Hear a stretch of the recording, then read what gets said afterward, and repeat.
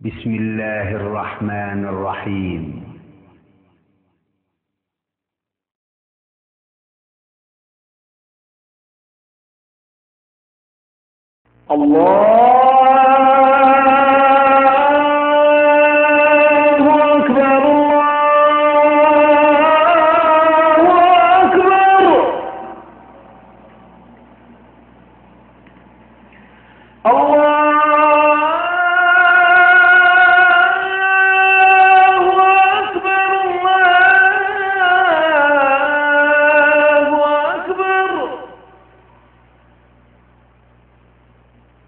أشهد أن لا إله إلا الله.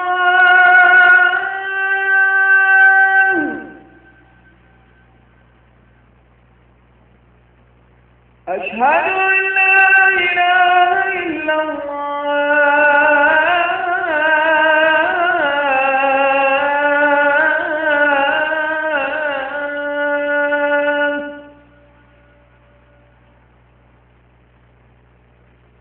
أشهد أن محمد رسول الله.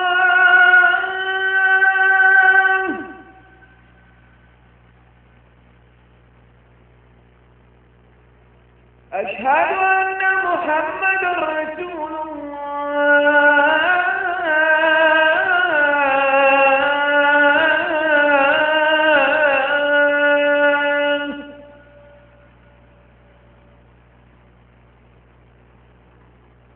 حي على الصلاة.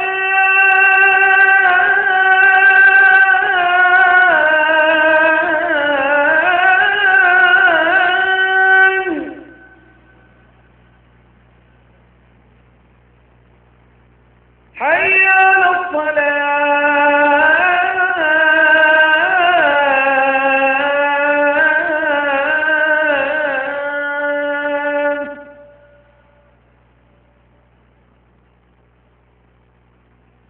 حي على الفلاح. الحمد لله نحمده ونستعينه ونستغفره ونعوذ بالله من شرور أنفسنا ومن سيئات أعمالنا. من يهده الله فلا مضل له ومن يضلل فلا هادي له. وأشهد أن لا إله إلا الله وحده لا شريك له وأشهد أن محمدا عبده ورسوله. أما بعد فإن خير الحديث كتاب الله وخير الهدي هدي محمد صلى الله عليه وسلم وشر الأمور محدثاتها وكل محدثة بدعة وكل بدعة ضلالة وكل ضلالة في النار. برادران اسلام، بھائیوں، دوستوں، ماؤں اور بہنوں، ہر قسم کی حمد و ثنا اللہ رب العالمین کے لیے اور بے شمار صلاۃ و سلام نبی پاک محمد بن عبداللہ صلی اللہ علیہ وسلم پر۔ اللہ تبارک و تعالیٰ نے اسلام کی جو نعمت ہمیں عطا فرمائی ہے، اس پر جس قدر ہم اللہ کا شکر ادا کریں کم ہے۔ اسلام سے پہلے جاہلیت میں کیا کیا توہمات تھے، خرافات تھے، اور کیسی کیسی کمیاں تھیں، ذہن و سوچ میں، تفکرات میں کیسی کیسی خرابیاں تھیں جن کو اسلام نے دور کیا۔ اگر ہم اس پر غور کریں تو اسلام کی نعمت کا ہمیں اندازہ ہوگا۔ اسی میں سے ایک خامی جو جاہلیت میں تھی وہ نحوست کا تصور تھا، اور خصوصاً ماہ سفر کے تعلق سے، جس مہینے سے ہم اور آپ گزر رہے ہیں۔ اس مہینے میں نہ ہی وہ لوگ شادیاں کرتے تھے اور نہ ہی اور دوسرے اہم کام کا آغاز کیا کرتے تھے، کیونکہ اسے یہ منحوس تصور کرتے تھے۔ بہرکیف آج کی مجلس میں ہم یہ کوشش کریں گے کہ اس تعلق سے دین اسلام نے جو احکامات دیے ہیں وہ آپ کے سامنے رکھے جائیں گے۔ سب سے پہلے تو ہم نبی پاک صلی اللہ علیہ وسلم کی سیرت کا مطالعہ کریں گے اور یہ دیکھیں گے کہ سفر کا مہینہ آپ کی زندگی میں آیا تو کون کون سے واقعات، اہم واقعات انجام پائے۔ آپ یہ دیکھیں گے کہ اس کا ایک ہلکا سا چارٹ ہے جس میں اہم واقعات کو دکھا دیا گیا ہے۔ اس میں سفر سن 2 ہجری کا ہے، سن 4 ہجری کا سفر ہے، سن 7 ہجری کا، سن 8 ہجری کا، سن 9 ہجری کا اور سن 11 ہجری کا۔ اور آپ جانتے ہیں کہ جناب محمد رسول اللہ صلی اللہ علیہ وسلم سفر کے بعد والا مہینہ ربیع الاول میں، سن 11 ہجری کے ربیع الاول میں اس دنیا سے نبی پاک صلی اللہ علیہ وسلم رخصت ہوئے۔ تو اس طرح سے سن 11 ہجری میں بھی ایک واقعہ ہے۔ جو پہلا اہم واقعہ سفر سن 2 ہجری کا ہے، آپ جانتے ہیں کہ سیرت میں واقعات، خصوصاً لڑائیوں کے واقعات کو 2 عنوان سے ترتیب دیا گیا ہے۔ ایک کو سریہ کہا جاتا ہے اور ایک کو غزوہ کہا جاتا ہے۔ سریہ ان لشکروں کو کہا جاتا ہے جس میں جناب محمد رسول اللہ صلی اللہ علیہ وسلم شریک نہیں ہوئے، اور غزوہ ان لشکروں اور فوجوں کو کہا جاتا ہے جس میں جناب محمد رسول اللہ صلی اللہ علیہ وسلم خود شریک ہوئے۔ سب سے پہلا غزوہ جس کی قیادت جناب محمد رسول اللہ صلی اللہ علیہ وسلم نے کی وہ سفر سن 2 ہجری میں ہوا۔ سب سے پہلا غزوہ، سب سے پہلی جنگی مہم، اس کی قیادت، اس کی کمانڈنگ جناب محمد رسول اللہ صلی اللہ علیہ وسلم نے کی، وہ سفر سن 2 ہجری کا واقعہ ہے۔ اس میں آپ مدینہ سے نکلے اور مقام ابوا یا مقام ودان تک آپ تشریف لے گئے اور آپ نے مدینہ پر سعد بن عبادہ رضی اللہ عنہ کو اپنا جانشین مقرر فرمایا۔ کوئی لڑائی نہیں ہوئی۔ مخشی ابن عمرو جو کہ بنو زمرہ کا سردار تھا، اس سے صلح کیا گیا اور اس کے بعد جناب محمد رسول اللہ صلی اللہ علیہ وسلم واپس تشریف لائے۔ تو گویا ایک کامیاب سفر تھا کہ ایک قبیلے سے صلح کیا گیا۔ اس کے بعد میں اسی سفر سن 4 ہجری میں 2 المیے یا 2 ٹریجڈی یا 2 حادثات ہوئے۔ اس کے باوجود، ان حادثات کے باوجود نبی صلی اللہ علیہ وسلم نے آئندہ بھی سفر کے مہینے میں غزوات اور سرائے بھیجے۔ وہ کیا حادثات ہیں؟ ایک حادثہ کو ہم رجی کے نام سے جانتے ہیں۔ ہوا ایسا کہ سفر سن 4 ہجری میں عدل اور قارہ 2 قبیلے کے کچھ لوگ آئے اور انہوں نے جناب محمد رسول اللہ صلی اللہ علیہ وسلم سے یہ درخواست کی کہ ہمارے یہاں اسلام کا چرچا ہے، لہذا آپ کچھ مبلغین کو، کچھ دعات کو، کچھ علماء کرام کو، کچھ قراء کو ہمارے یہاں بھیج دیجئے جو اسلام کی تعلیم سکھائیں۔ جناب محمد رسول اللہ صلی اللہ علیہ وسلم نے 10 آدمیوں کو ان کے سامنے روانہ فرما دیا۔ اہم 10 آدمیوں کو ان کے ساتھ روانہ فرما دیا اور ان کا امیر عاصم ابن ثابت رضی اللہ عنہ کو مقرر فرمایا۔ عاصم ابن ثابت وہ صحابی ہیں کہ جنہوں نے اللہ تبارک و تعالیٰ سے یہ عہد کر رکھا تھا کہ اے اللہ، میں نہ کسی کافر کو چھوؤں گا اور نہ کوئی کافر مجھے چھو سکے۔ یہ انہوں نے عہد کر رکھا تھا۔ بہرحال جب یہ لوگ گئے اور بنو لحیان کے قبیلے کے پاس پہنچے تو جو لوگ لے کر گئے تھے انہوں نے قبیلے کو ان کے خلاف بھڑکا دیا اور وہ لوگ، ان لوگوں نے حملہ کر دیا۔ یہ ایک بلند قلعے پر چڑھ گئے۔ ان لوگوں نے کہا کہ اتر آؤ۔ تیر اندازوں نے انہیں گھیر لیا اور کہا اتر آؤ، ہم تم کو کچھ نہیں کہیں گے، ہم تمہیں پناہ دیتے ہیں۔ عاصم ابن ثابت رضی اللہ عنہ نے انکار کیا اور کہا ہمیں کافروں کی پناہ نہیں چاہیے اور لڑائی شروع کر دی۔ یہ ہوا کہ 7 صحابہ کرام شہید کر دیے گئے۔ 3 صحابہ کرام بچے جو کہ اتر آئے اور اس میں سے ایک خبیب بن عدی رضی اللہ عنہ تھے، ایک زید بن دسنہ رضی اللہ عنہ تھے اور ایک اور صحابی تھے۔ جب وہ لوگ نیچے پہنچے تو فوراً ان لوگوں نے اپنے کمانوں کا تار کھول کر کے صحابہ کرام کو باندھنا شروع کر دیا۔ جو دوسرے صحابی تھے انہوں نے کہا ھذا اول الغدر، یہ تم نے پہلی بے وفائی کی ہے، تم نے کہا تھا کہ ہم تم کو اپنی پناہ میں رکھتے ہیں، لیکن بے وفائی کی، میں تمہارے ساتھ نہیں جاؤں گا۔ انہوں نے پھر لڑائی شروع کر دی تو ان کو بھی شہید کر دیا گیا۔ باقی بچے دو صحابہ کرام، خبیب بن عدی رضی اللہ عنہ اور زید بن دثنہ رضی اللہ عنہ، ان کو لے جا کر کے مکہ کے بازار میں بیچ دیا گیا۔ عقبہ بن حارث اس نے خبیب بن عدی رضی اللہ عنہ کو خریدا، کیونکہ حارث کو بدر کی لڑائی میں انہوں نے ہی قتل کیا تھا۔ اب ان لوگوں نے خبیب رضی اللہ عنہ کو قید کر دیا، لے جا کر کے قید کر دیا، اور یہ ہوا کہ بعد میں مکہ سے باہر حدود حرم سے باہر لے جا کر کے ان کو شہید کر دیا جائے گا۔ قید میں ایک نادر واقعہ ہوا، یہ ہوا کہ بعض روایات کے مطابق کہ ایک چھوٹا بچہ چھری سے کھیلتا ہوا ان کے پاس پہنچ گیا، اور گھر کی عورتوں نے دیکھا اور چیخ پڑی کہ شاید جن کو ہم نے قید کر رکھا ہے، بھوکے پیاسے قید کر رکھا ہے اور ہم انہیں قتل کرنا چاہتے ہیں، وہ تو ہمارے بچے کو قتل کر دیں گے۔ دوسری روایت کے مطابق کہ انہوں نے یہ جب جانا کہ اس کو قتل کر دیا جائے گا اور شہید کر دیا جائے گا، تو اپنے سننے فطرت کی صفائی کے لیے، بال وغیرہ کی صفائی کے لیے، طہارت کے لیے اس طرح طلب کیا، اور وہ دیا گیا کہ اتنے میں بچہ گھومتے ہوئے پہنچ گیا۔ بہرحال کوئی صورتحال ہو، کسی طرح سے ہو، وہ بچہ پہنچا اور گھر کی عورت چیخ پڑی تو انہوں نے کہا کہ تجھے کیا کرنا ہے؟ ہم جناب محمد رسول اللہ صلی اللہ علیہ وسلم پر ایمان لانے والے لوگ ہیں، ہم لوگ خیانت نہیں کرتے، ہم لوگ فریب نہیں کرتے، ہم لوگ بے وفائی نہیں کرتے، گھبرانے کی کوئی بات نہیں ہے۔ چنانچہ وہ بچہ وہاں سے اطمینان نکل گیا۔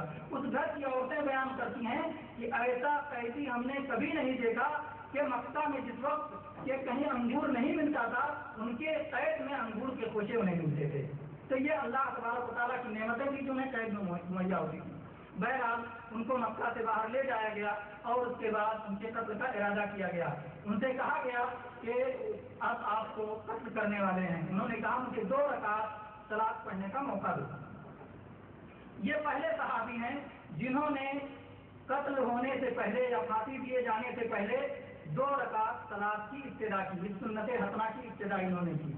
انہوں نے 2 رکعت صلاۃ ادا کی اور اس کے بعد کہا کہ اگر مجھے یہ خوف نہ ہوتا کہ تم لوگ کہو گے موت کے ڈر سے یہ لمبی نماز پڑھ رہا ہے تو میں اور لمبی نماز پڑھتا۔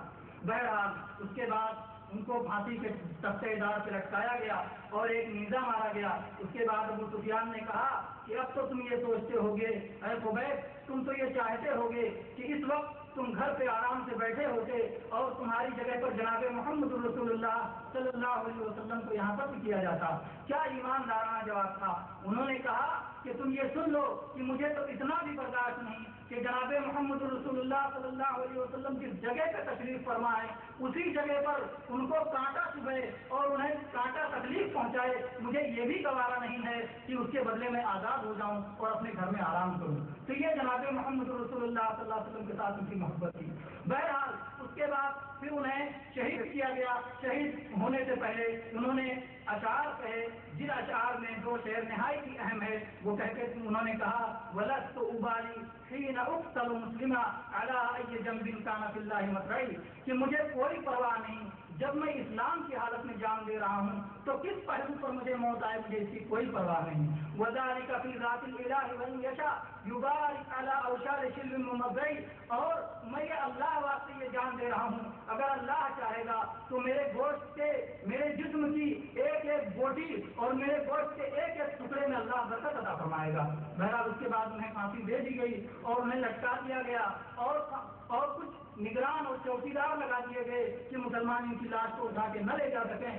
تو صحابہ کرام میں سے عمرو بن امیہ ضمری رضی اللہ عنہ یہ جا کر کے انہوں رات میں پہنچے اور جو چوکیدار تھے ان کو جھانکا دیا اور اس کے بعد لاش کو اٹھا کر کے لے آئے اور نہایت عزت کے ساتھ دفن کر دیا گیا۔ یہ حادثہ ہوا۔ اسی طرح سے زید بن دثنہ رضی اللہ عنہ کو بھی لے جا کر کے مکہ کے باہر حدود حرم سے باہر نکال کر کے شہید کر دیا گیا۔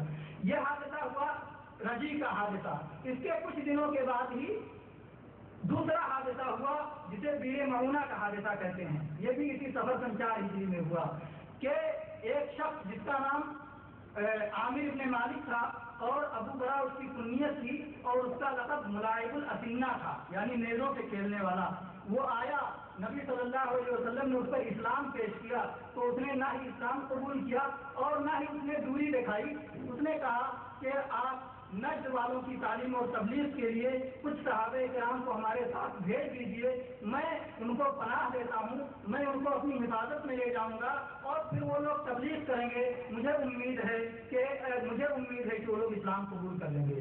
چنانچہ جب یہ لوگ گئے 70 صحابہ کرام کو اللہ کے نبی صلی اللہ علیہ وسلم نے ان کے ساتھ کر دیا، 70 صحابہ کرام کا ایک لشکر ان کے ساتھ بھیج دیا۔ وہ لوگ جب بیر معونہ پہنچے، بیر کے معنی آپ جانتے ہیں کنواں ہوتا ہے، تو ایک چشمہ تھا، وہاں پر جب ان لوگوں نے پڑاؤ ڈالا تو اور نبی صلی اللہ علیہ وسلم کے ایک صحابی حرام ابن ملحان رضی اللہ عنہ کو قاصد بنا کر کے بنو سلیم کے جو بنو سلیم کا رئیس تھا اس اللہ کے دشمن کے پاس نبی صلی اللہ علیہ وسلم کا پیغام پہنچایا گیا۔ اس شخص نے بجائے اس سے کہ نبی صلی اللہ علیہ وسلم کے پیغام پہ غور کرتا اور اس کا جواب دیتا، اس نے اشارہ کر دیا اور حرام ابن ملحان رضی اللہ عنہ کو نیزہ مارا گیا جو آر پار ہو گیا۔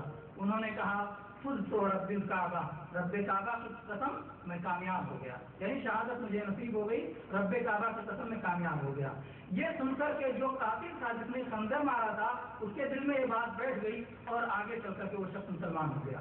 بہرحال وہ شخص یہ اللہ کا دشمن عامر ابن طفیل، اس نے کیا کیا کہ اپنی قوم بنو عامر کو بلایا۔ ان لوگوں نے جب یہ معلوم ہوا ان کو کہ ملائب الاسنہ نیزوں سے کھیلنے والا یہ پناہ دے رکھا ہے تو ان لوگوں نے اس کی بات اور لبیک نہیں کہا اور وہ لوگ انہوں نے کہا اس کی پناہ کو ہم نہیں توڑیں گے۔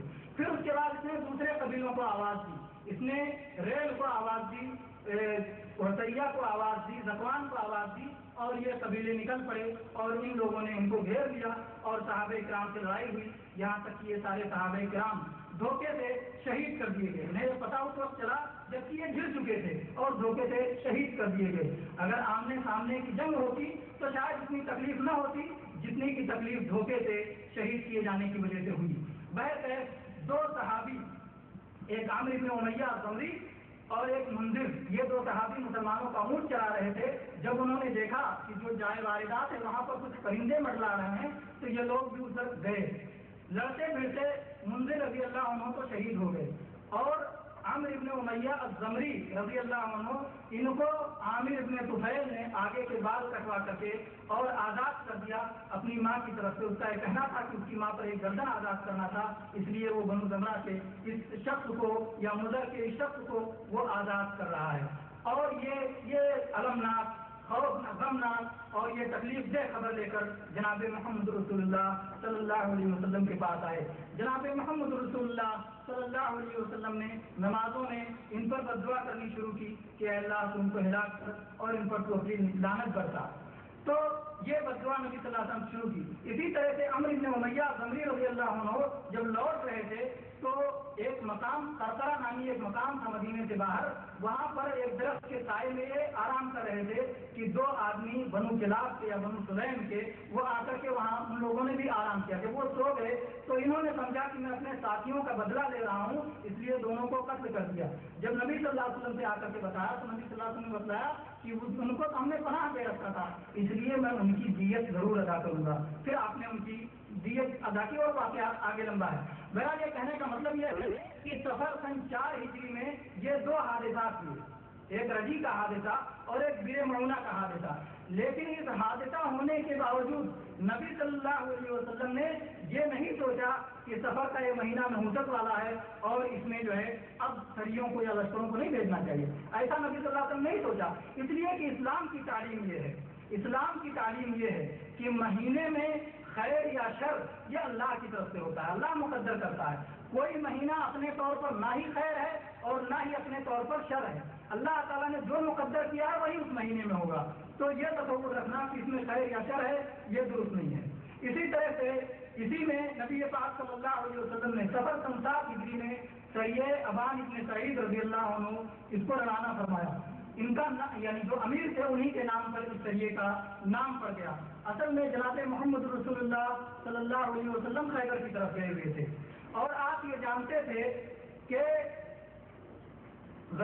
حرام مہینوں کے بعد محرم میں حرمت والا مہینہ ہے اور عرب اس میں لڑائی کو حرام جانتے تھے، حرام مہینوں کے بعد مدینہ کو یوں ہی خالی چھوڑ دینا یہ عقل مندی اور دانش مندی نہیں ہے، اسی لیے ابان بن سعد رضی اللہ عنہ کو نجد کے بدوؤں کی طرف ان میں خوف ڈالنے کے لیے کہ تاکہ وہ مدینہ کو خالی دیکھ کر کے اس پر حملہ نہ کر دیں، ان کی سرکردگی میں انہیں لشکر بھیج دیا تھا۔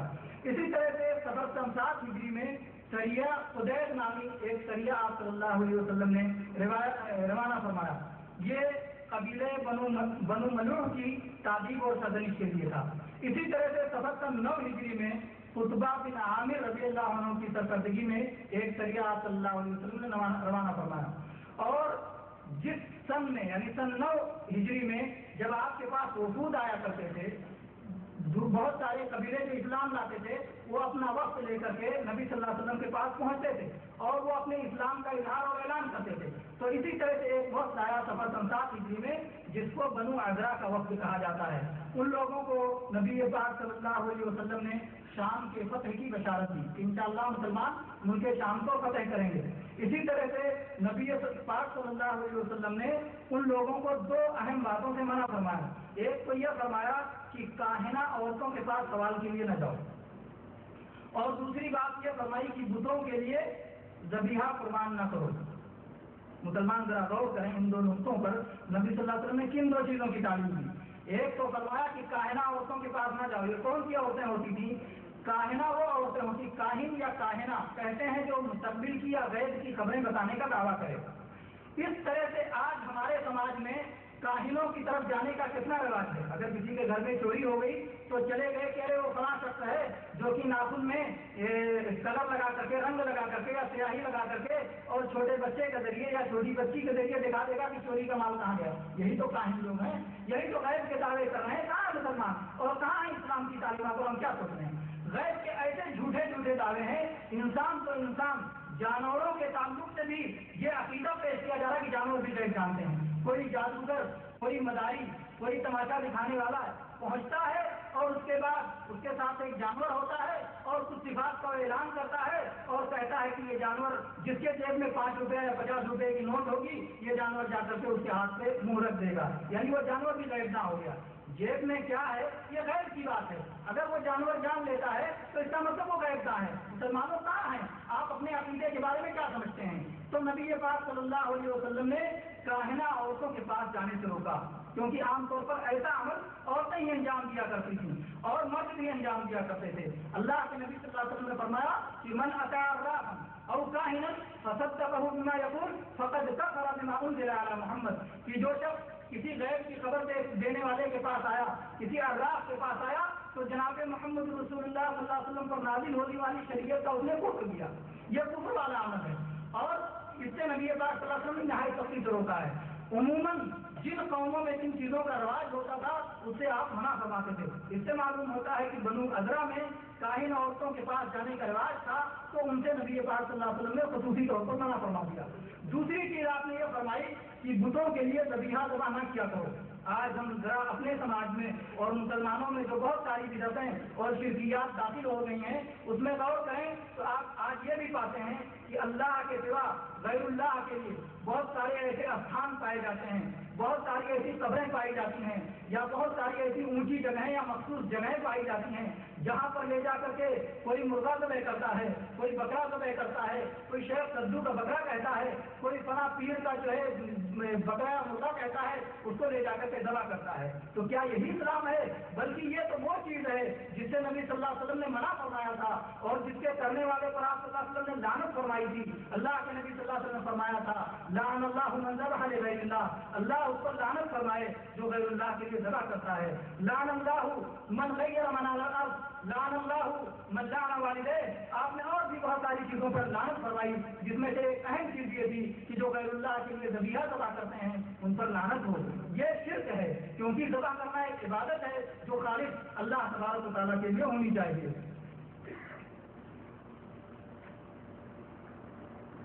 سفر میں کچھ اور بھی واقعات ہوئے، جیسے اہل نجران سے جناب محمد رسول اللہ صلی اللہ علیہ وسلم نے اس بات پہ صلح کیا کہ وہ لوگ مسلمانوں کو ٹیکس میں بہت ساری چیزیں دیں گے جس میں سے 1000 جوڑا، تو آپ نے اس کے لیے 2 مہینہ متعین کیا، کہا کہ آدھا یعنی جیسے 500 جوڑے یہ سفر میں دیں گے اور 500 جوڑے یہ رجب میں دیا کریں گے۔ تو گویا رجب میں اگر کوئی لین دین یہ منحوس ہوتی یا بابرکت نہ ہوتی تو نبی صلی اللہ علیہ وسلم رجب کا مہینہ کیوں اس کے لیے مقرر فرماتے؟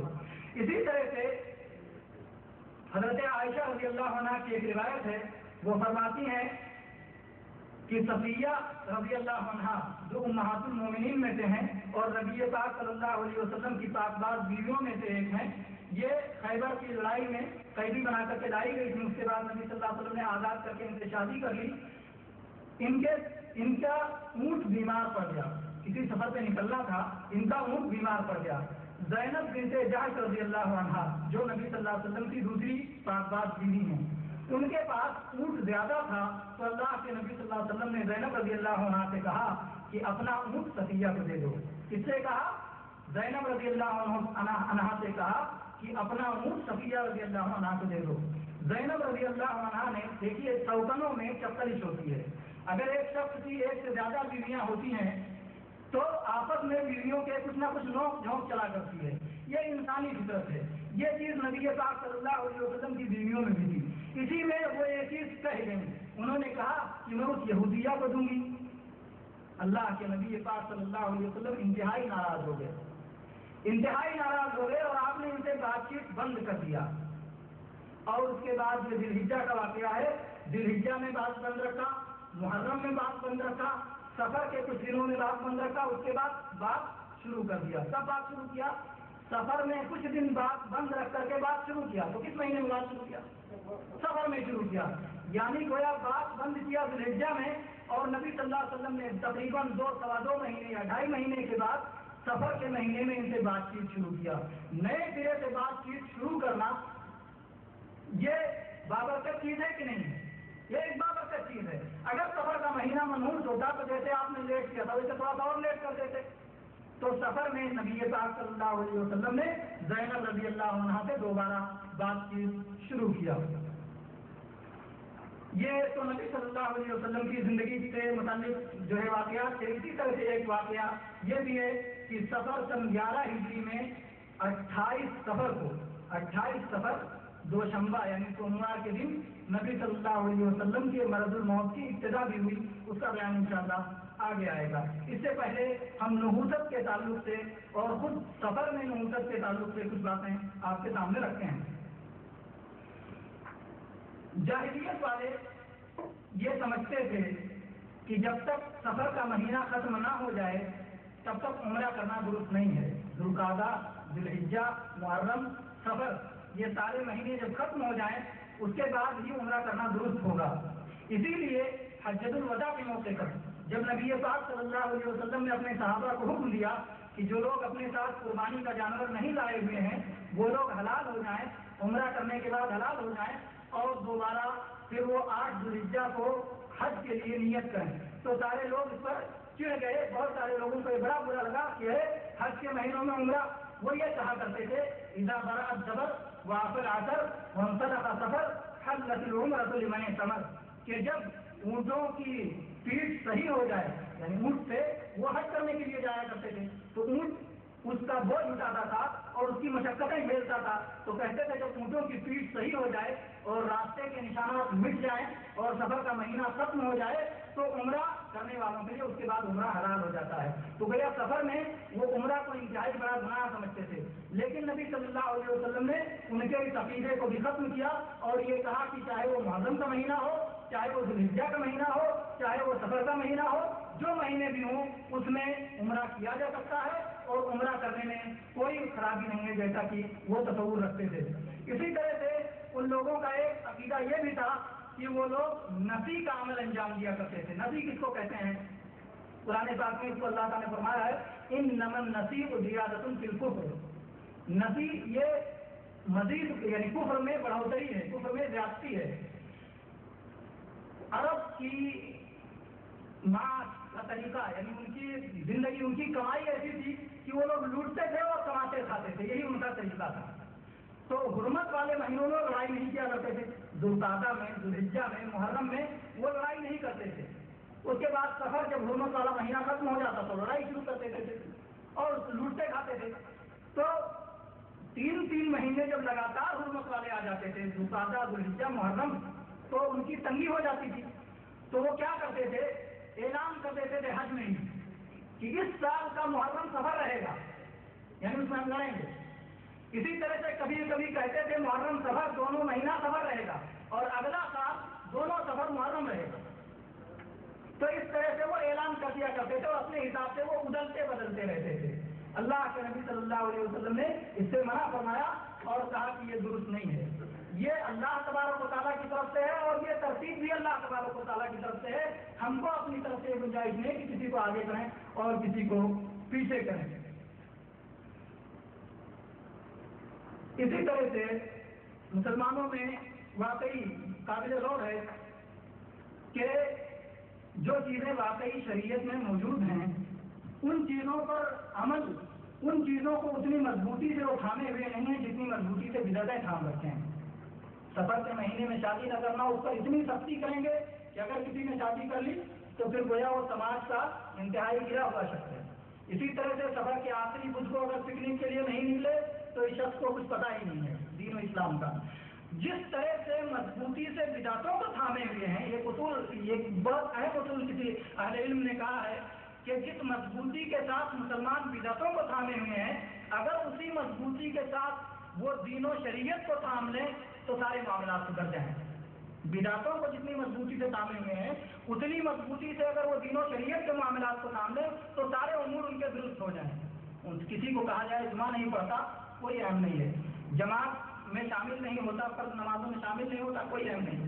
لیکن اس سے اگر کوئی بدعت چھوٹ گئی، اس نے میلاد شریف نہیں کیا، اس نے جو ہے چلہ نہیں کیا، وہ گشت میں نہیں نکلا، وہ جو ہے اس نے 12 وفات کے جلوس میں شامل نہیں ہوا، یا اسی طرح سے اور کسی طرح سے جھوٹے نظر و نیاز میں شامل نہیں ہوا، تو اس پر انتہائی عتاب اور انتہائی ملامت اس کی جائے گی. لیکن نمازیں چھوڑ رہے ہیں اس پہ کوئی ملامت نہیں، جمعہ چھوڑ رہے ہیں اس پہ کوئی ملامت نہیں.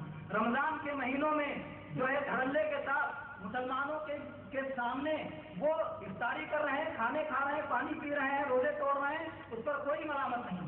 مال ان کے پاس موجود ہے، حج کی پہنچنے کی طاقت ہے، لیکن حج نہیں کر رہے ہیں، اس پر کوئی ملامت نہیں. لیکن کوئی بدعت چھوٹ گئی تو اس کے لیے سارے مسائل ہیں اور ساری جو ہے مصیبتیں ہیں اور اس سے سماجی بائیکاٹ اور دنیا بھر کے مسائل اس کے سامنے کھڑے ہوتے ہیں.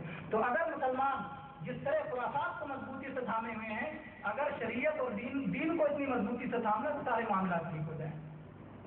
اسی میں جو ہے اسی میں مسئلے میں سے نحوست کا مسئلہ ہے. نحوست کے سلسلے میں لوگوں کی مختلف عادتیں ہیں، مختلف لوگ مختلف انداز کی نحوستیں اپناتے ہیں. کسی کا طریقہ تو یہ ہوتا ہے کہ گھر سے نکلا اور راستے میں کسی پرندے یا حیوان کو دیکھا تو اس پرندے کو اڑاتا ہے یا اس حیوان کو ڈھیلے مارتا ہے اور اس کے بعد دیکھتا ہے کہ یہ حیوان کدھر جاتا ہے یا یہ پرندہ کدھر اڑتا ہے. اگر دائیں سمت میں اڑ گیا تو ٹھیک ہے، ہمارا سفر کامیاب رہے گا اور جو ہے یہ مبارک رہے گا سفر. اور اگر بائیں طرف اڑ گیا تو یہ سمجھتے ہیں کہ یہ منحوس ہو گیا اور واپس لوٹ آتے ہیں، اپنا کام نہیں کرتے ہیں. اسی طرح سے کچھ لوگوں کا یہ طریقہ ہوتا ہے کہ خاص خاص دنوں کو یا خاص خاص مہینوں کو وہ منحوس سمجھتے ہیں. 13 تاریخ منحوس ہے، یا اسی طرح سے 17 تاریخ منحوس ہے، یا فلانا اور فلانا تاریخ بدھ کا دن منحوس ہے، یا شوال کا مہینہ منحوس ہے. یہ اس طرح کچھ لوگ سمجھتے ہیں. اسی طرح سے کچھ لوگ یہی طریقہ جو ہے جاہلیت میں بھی تھا. جاہلیت میں شوال کے مہینے کو منحوس سمجھا کرتے تھے. نبی صلی اللہ علیہ وسلم نے اس کو عملی طور پر ختم فرمایا. حضرت عائشہ رضی اللہ عنہا سے آپ کا عقد اور آپ کا نکاح اسی شوال میں ہوا اور عائشہ رضی اللہ عنہا کی رخصتی بھی اسی شوال کے مہینے میں ہوئی. اور وہ کہا کرتی تھی کہ بتاؤ نبی پاک صلی اللہ علیہ وسلم کی کون سی بیوی آپ کے پاس مجھ سے زیادہ چہتی تھی، مجھ سے زیادہ محبوب تھی. اگر شوال منحوس ہے اور اس کی شادی منحوس ہوا کرتی ہے تو عائشہ رضی اللہ عنہا کیوں نبی پاک صلی اللہ علیہ وسلم کے پاس اتنی محبوب اور اتنی چہتی تھی؟ اس کا مطلب یہ تصور احمقانہ اور جاہلانہ ہے، یہ دانشمندانہ تصور نہیں ہے. اسی طرح سے کچھ لوگ اس وقت نحوست لے لیتے ہیں جیسے ان کو کوئی کام کرنا ہوا، اس کام پہ جب انہوں نے شروع کیا کام تو کوئی رکاوٹ آ گئی، کہتے ہیں کوئی رکاوٹ آ گئی، اس کا مطلب اللہ کی طرف سے رکاوٹ ہے، کام چھوڑ دو. یہ بھی نحوست لینے کا ایک طریقہ ہے اور گویا آپ کے توکل علی اللہ میں اور اللہ پر اعتماد میں کمی ہے. جب آپ ایک کام کو کار خیر سمجھ رہے ہیں اور اس کے تعلق میں سے آپ نے مشورہ جو ہے کر لیا ہے اور استخارہ کر لیا ہے اور اب آپ کام شروع کر رہے ہیں، کوئی بھی رکاوٹ آ جائے تو اس کے بعد یہ تصور کرنا کہ شاید یہ میرے لیے مبارک نہیں ہے، یہ درست نہیں ہے، یہ توکل میں کمی ہے. اس لیے کہ جو ہے توکل کس کا نام ہے یا دین کس کا نام ہے؟ دین عبادت اور استعانت کا نام ہے. ایاک نعبد و ایاک نستعین، اللہ کی عبادت اور اللہ ہی سے مدد مانگ کر کے. تو جب آپ نے ایک وہمی چیز پر اپنا تصور رکھا، ایک غیر حقیقی چیز پر اپنا تصور رکھا، تو وہ آپ وہم کے پیچھے چلے گئے. آپ نے اللہ کی عبادت کہاں کی اور اللہ سے کہاں مدد مانگا. تو یہ بھی ایک خلل ہے جو کہ نہیں ہونا چاہیے. آپ نے کوئی مطلب کسی سے کوئی معاملہ کیا یا کسی سے وعدہ کیا تھا وہاں جانے کے لیے، آپ نکلے آپ کو ٹیکسی نہیں مل رہی ہے دیر سے، ارے یار لگتا ہے ٹیکسی نہیں مل رہی، کچھ مسئلہ ہے. یا اسی طرح سے ٹیکسی میں بیٹھے لیکن آگے حادثہ ہو گیا، حادثے کی وجہ سے جو ہے بھیڑ لگ گئی، تو آپ کو یار لگتا ہے کہ گڑبڑ ہے، نہیں نکلنا چاہیے. یہ سوچ یہ بھی اسی نحوست کے تصور میں سے ہے جو کہ نہیں ہونا چاہیے. اسی طرح سے اس سلسلے میں ایک واقعہ نہایت مفید واقعہ علم ذکر کرتے ہیں. علم نحو کے ایک امام قطعی رحمۃ اللہ علیہ علم نحو کے بہت بڑے امام مانے جاتے ہیں. انہوں نے بھی جب نحو سیکھنا شروع کیا، عربی زبان کے قواعد کو نحو کہتے ہیں، وہ سیکھنا شروع کیا تو بڑا مشکل لگا. انہوں نے کہا شاید میں نہیں سیکھ پاؤں گا. انہوں نے دیکھا کہ ایک چیونٹی ایک دانے کو لے کر کے بار بار دیوار پہ چڑھ رہی ہے اور گر جاتی ہے، دیوار پہ چڑھ رہی ہے اور گر جاتی ہے، یہاں تک کہ کئی بار کی کوشش سے اس دانے کو لے کر کے وہ دیوار پہ چڑھ گئی اور کامیاب ہو گئی. تو انہوں نے کہا کہ ایک معمولی چیونٹی یہ بار بار کی کوشش سے کامیاب ہو سکتی ہے تو میں علم نحو نہیں سیکھ سکتا. انہوں نے سیکھنا شروع کیا اور کوفہ میں نحو والوں کے امام بن کر کے ابھرے. تو اسی طرح سے آج ہمارے کتنے بھائی ہیں جو دین کا علم سیکھنا شروع کرتے ہیں یا اردو یا عربی زبان پڑھنا شروع کرتے ہیں یا قرآن پاک پڑھنا شروع کرتے ہیں، ان کو مشکل لگتا ہے پہلے ہفتے میں، چھوڑو یار شاید میں اسے نہیں کر پاؤں گا. یہ غلط تصور ہے اور یہ بھی جو ہے گویا آپ کے توحید میں یا اللہ تبارک و تعالیٰ کے توکل میں ایک طرح کی کمی ہے. اس خلل اور نقص کو آپ دور کیجیے اور آپ نے جب اس کا عزم کر لیا ہے تو اس کو کر کے رہیے. اسی طرح سے کچھ لوگ نحوست لیتے ہیں، کوئی بات کسی کی سن لی غلط انداز کی بات تو اس کو نحوست سمجھ لیتے ہیں. باہر نکلے اور کہا گھاٹے والا، کسی کو کہا 5 گھاٹے ہو جاتا ہے یا خطرہ یعنی گھاٹا اس کا ہو جاتا ہے تو فوراً وہ لوٹ آیا، یہ برا لفظ کر بری بات کان میں پڑ گئی، ابھی ہمارا کام صحیح نہیں ہوگا. اسی طرح سے کچھ لوگ نکلتے ہیں گھروں سے اور دیکھا کہ بچہ اسکول جا رہا ہے تو لوٹ آتے ہیں واپس، اور اگر دیکھتے ہیں بچہ اسکول سے واپس جا رہا ہے تو کہتے ہیں مبارک ہے. یہ ان کا ایک تصور ہو سکتا ہے، سوچتے ہیں کہ بچے اسکول بڑی تکلیف سے جاتے ہیں اور کہتے ہیں وہاں مار پڑے گی یا وہاں مردہ بنایا جائے گا یا کیا کیا ہوگا. تو اس طرح سے ہو سکتا ہے اسے نحوست لیتے ہوں، بس یہ ذکر کیا جاتا ہے کچھ لوگ اس طرح کی نحوست لیتے ہیں. یا اسی طرح سے کچھ لوگ اگر سواری دیکھتے ہیں اور سواری خالی ہے، جیسے اونٹ دیکھا اونٹ پہ کوئی چیز لگا ہوا تھا تو کہتے ہیں مبارک ہے، اور اگر دیکھتے ہیں کہ اونٹ خالی ہے تو کہتے ہیں کہ نہیں یہ نامبارک ہو جائے گا سفر. اس طرح سے جو ہے کچھ لوگوں کا طریقہ یہ ہوتا ہے کہ قرآن پاک کھولتے ہیں، فعال اور بدشگونی کے طریقے میں بھی بتا رہا ہوں آپ کو، قرآن پاک کھولتے ہیں اور اس کے بعد اگر جنت کا ذکر آ گیا، ارے